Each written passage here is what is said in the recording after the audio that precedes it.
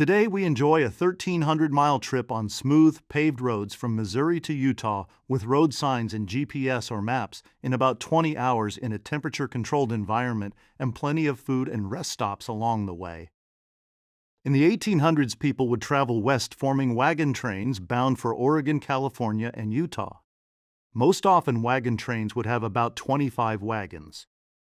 The daily distance would average 10-15 miles per day, depending upon weather, roadway conditions, terrain, and the health of the travelers. It might take up to 4, sometimes 6 or more months to reach their destination. Generally, there were two types of covered wagons that people might use, the covered wagon or the Conestoga wagon. The Conestoga wagon cost in today's dollars about $7,000.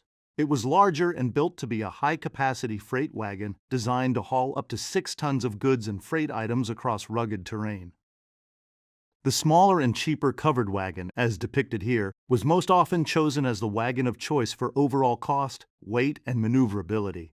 It was also known as a prairie wagon, a white top, or more commonly referred to as a prairie schooner.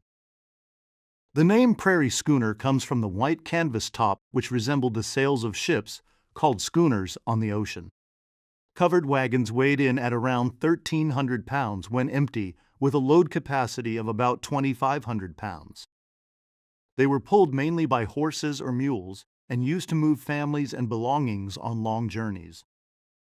Many of the prairie schooners were made from converted farm wagons with a bed about 10 feet long, 4 feet wide, with sides 2 feet high.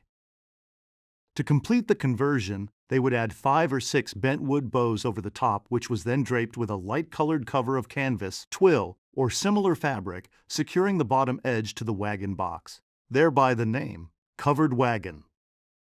To purchase a covered wagon, the cost in the mid-1800s began around $80 or over $2,000 in today's money.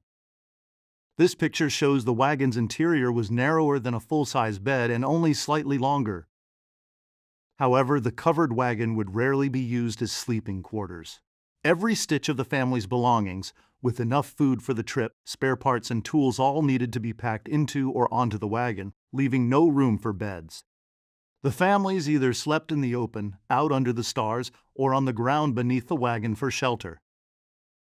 There was little room available for passengers to hitch a ride either, so travelers only rode in wagons when too ill or tired to walk. In some cases, if space was at a premium, the driver would also walk out front alongside the team, guiding them along the trail. With care and proper preparation, crossing shallow rivers and streams could usually be accomplished with little difficulty. However, if fording a river deeper than 4 feet, a ferry would be used. If a ferry was not available and wood from nearby could be cut, rafts were constructed to carry the wagons across the river.